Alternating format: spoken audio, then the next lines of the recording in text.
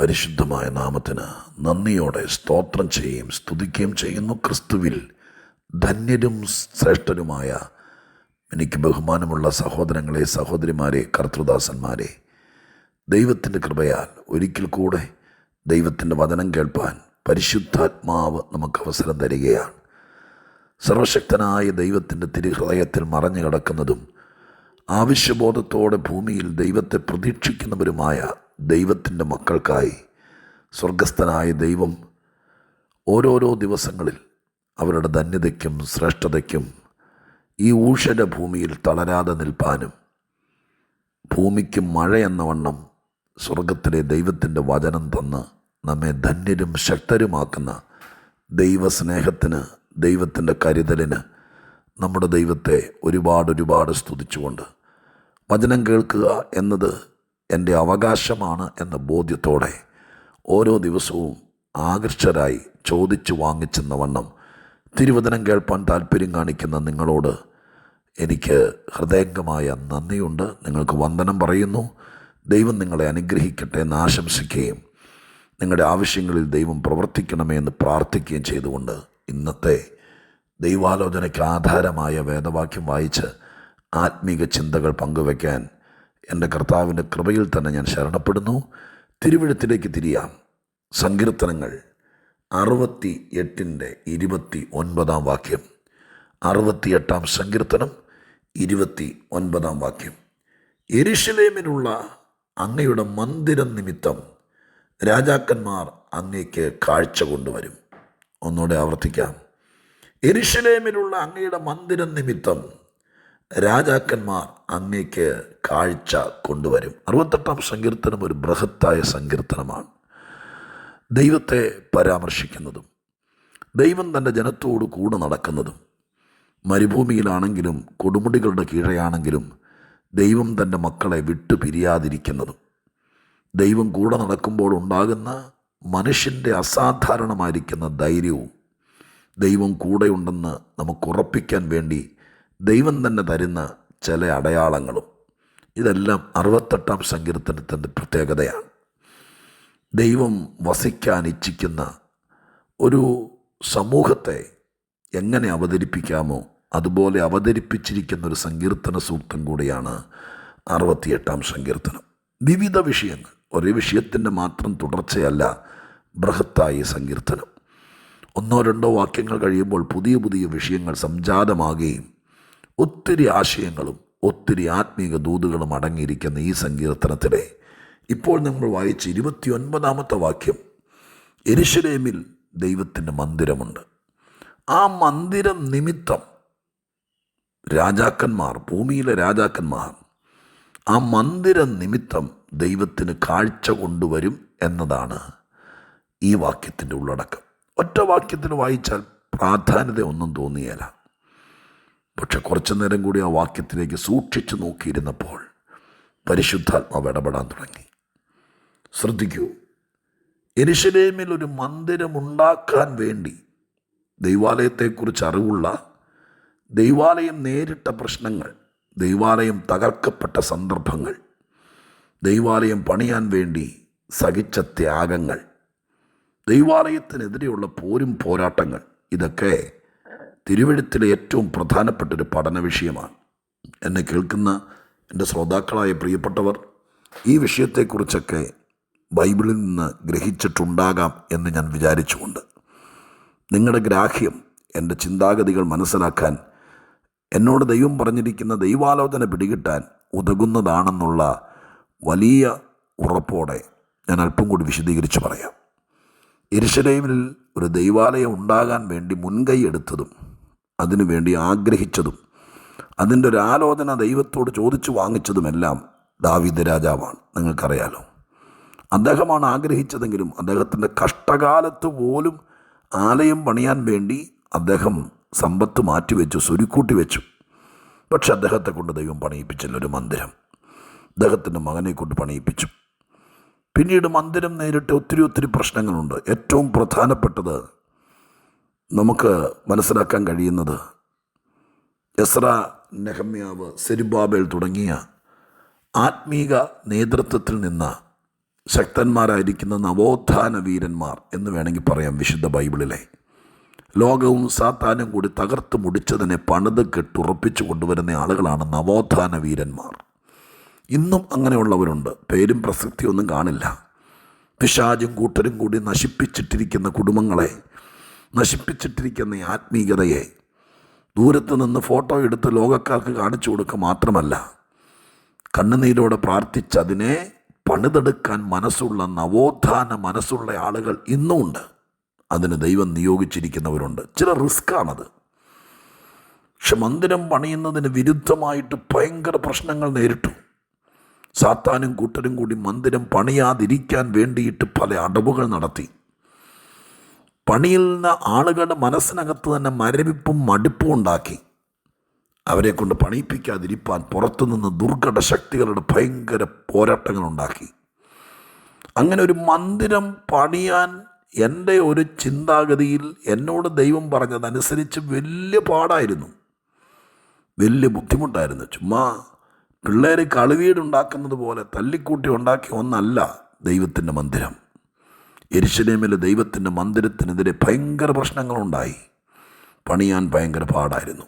ഇനി ഞാൻ പറയുന്ന കേക്ക്, ഭയങ്കര ബുദ്ധിമുട്ടുകളും ഭയങ്കര പ്രയാസങ്ങളും ഭയങ്കര തടസ്സങ്ങളും നേരിട്ടാണ് പണിതതെങ്കിലും പണി തീർന്നു കഴിഞ്ഞപ്പോൾ ഈ മന്ദിരം നിമിത്തം ആരാണ്ടും പാവപ്പെട്ടവർ 10 രൂപ സ്വോത്രകാഴ്ച ഇടുന്നത് പോലെ ആഴ്ച തോറും വന്ന് 10 രൂപ സ്വോത്രകാഴ്ച ഇടുമെന്നല്ല പറഞ്ഞിരിക്കുന്നത്. പിന്നെ ആരാ വരുന്നത്?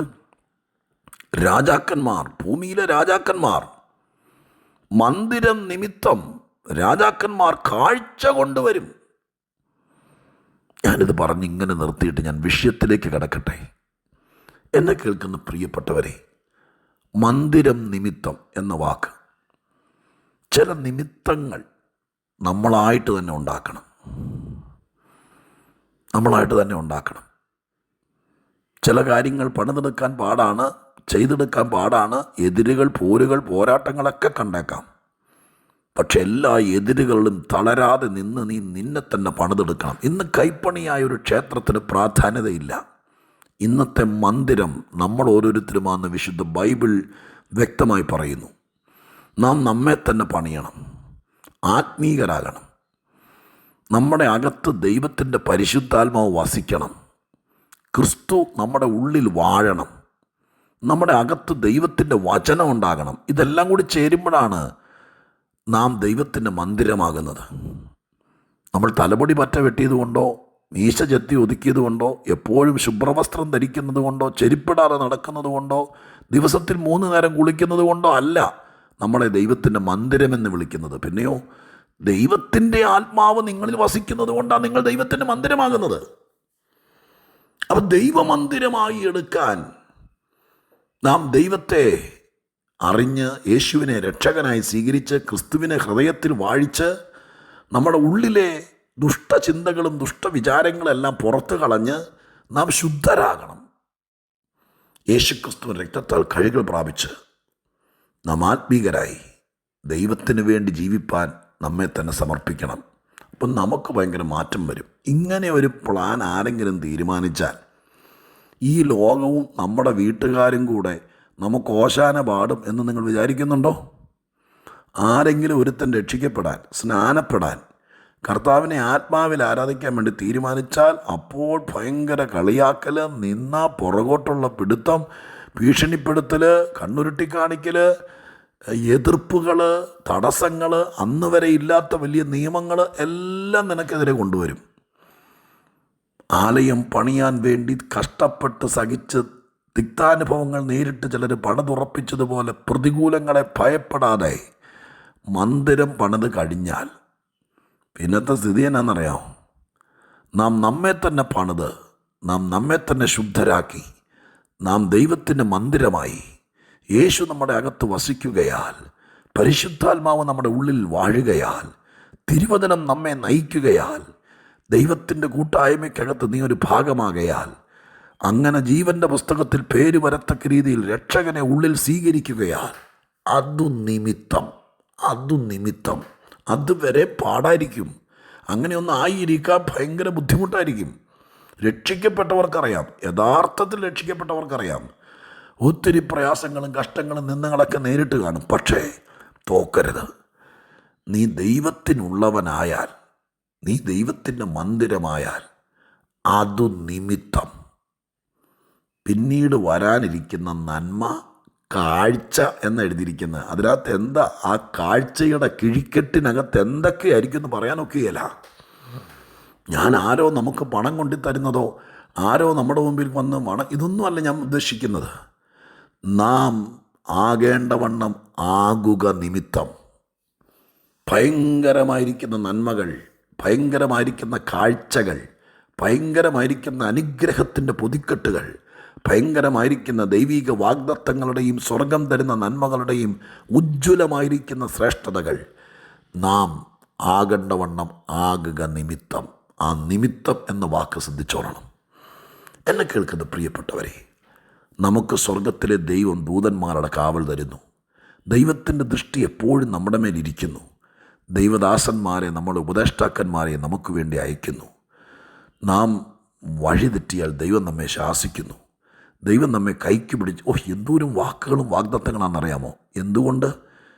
നീ വലിയ കൊമ്പത്തെ കുടുംബത്തിൽ ജനിച്ചതുകൊണ്ടോ, നിൻ്റെ തലച്ചോറിനകത്ത് ഭയങ്കര ടെക്നോളജി ഇരിക്കുന്നത് കൊണ്ടല്ല സ്വർഗത്തിലെ ദൈവം നമുക്ക് ഈ കരുതലും കരുണയൊക്കെ തരുന്നത്. പിന്നെയോ, എൻ്റെ പുത്രൻ നിൻ്റെ അകത്തിരിക്കുക നിമിത്തം, എൻ്റെ ആത്മാവ് നിന്നിൽ വാഴുക നിമിത്തം, എൻ്റെ പുത്രൻ്റെ ചോര നിൻ്റെ മേൽ വീണ് നീ വിശുദ്ധീകരിക്കപ്പെട്ടത് നിമിത്തം, നിൻ്റെ പേര് എൻ്റെ പുസ്തകത്തിൽ എഴുതിയിരിക്കുക നിമിത്തം.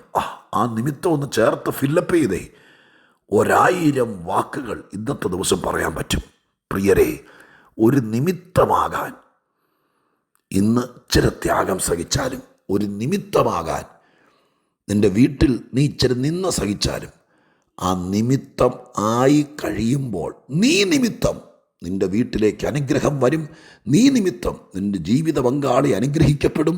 നീ നിമിത്തം നിൻ്റെ മക്കൾക്ക് നന്മ വരും. നീ നിമിത്തം സ്വർഗത്തിൽ നിന്ന് ദൂതന്മാർ നിൻ്റെ അടുക്കൽ വരും. എന്തുകൊണ്ടെന്നാൽ നീ ഒരു അനുഗ്രഹമാണ്, നീ പണിയപ്പെട്ടവനാണ്, നീ സഹിച്ചവനാണ്, നീ ദൈവത്തിൻ്റെ കൃപ പ്രാപിച്ചവനാണ്, നീ അഭിഷിക്തനാണ്, നീ ആത്മനിറവുള്ളവനാണ്, നീ ദൈവഭയമുള്ളവനാണ്, നീ ആരാധിക്കുന്നവനാണ്, നീ പാപത്തെ വെറുത്തവനാണ്. അതു നിമിത്തം ഒരുപാട് നന്മകൾ, ഒരുപാട് അനുഗ്രഹങ്ങൾ, ഒരുപാട് ഉയർച്ചകൾ നിൻ്റെ വീട്ടിലേക്ക്, നിൻ്റെ ജീവിതത്തിലേക്ക് എത്തും. ബാക്കിയുള്ളത് നിങ്ങൾ ചിന്തിച്ചുകൊള്ളുക, ഒന്നോടെ കേട്ട് ഗ്രഹിച്ചുകൊള്ളുക. ഒരു നിമിത്തമാകാം നമുക്ക്. എന്തു പറയുന്നു? ഒരു നിമിത്തമാകാം. യെരുശലേമിലെ മന്ദിരം നിമിത്തം ഭൂലോകത്തിലെ രാജാക്കന്മാർ യെരുശലേമിലേക്ക് വരും, കാഴ്ച കൊണ്ടുവരും. ഇതുപോലെ ദൈവം നിന്നെ സ്നേഹിച്ച് കരുതി, ദൈവം ആഗ്രഹിച്ചതുപോലെ ആയിത്തീരുക നിമിത്തം പ്രതീക്ഷിക്കാത്ത നന്മകളും പ്രതീക്ഷിക്കാത്ത കരുതലുകളും പ്രതീക്ഷിക്കാത്ത ഉയർച്ചകളും നിന്നിലേക്ക്, നിൻ്റെ വീട്ടിലേക്ക് വരട്ടെ. പ്രാർത്ഥിക്കാം. പരിശുദ്ധ ദൈവമേ, ഞങ്ങളുടെ സ്വർഗീയ പിതാവേ, ഈ പറഞ്ഞ വാക്യത്തിൽ എഴുതിയിരിക്കുന്നത് പോലെ ഒരു നിമിത്തമാകാൻ എന്നെയും ഇത് കേൾക്കുന്നവരെയും അനുഗ്രഹിക്കണം കർത്താവേ. ഞാൻ നിമിത്തം സ്വർഗത്തിലെ അനുഗ്രഹങ്ങൾ ചില വീടുകളിലേക്ക്, ചില വ്യക്തികളിലേക്ക് എത്തണേ. ഞാൻ നിമിത്തം ദൈവത്തിൻ്റെ വിടുതലുകൾ പലരും അനുഭവിക്കണമേ. എന്നെ കേൾക്കുന്ന ഈ എൻ്റെ പ്രിയപ്പെട്ടവർ നിമിത്തം അവരുടെ കുഞ്ഞുങ്ങൾ, കുടുംബങ്ങൾ, ദേശങ്ങൾ, സഭകളൊക്കെ അനുഗ്രഹിക്കപ്പെടട്ടെ, കാഴ്ച കൊണ്ടുവരട്ടെ. ദൈവം അത് ചെയ്യും. യേശുവിൻ നാമത്തിൽ പ്രാർത്ഥിക്കുന്നു. കേൾക്കണമേ പിതാവേ.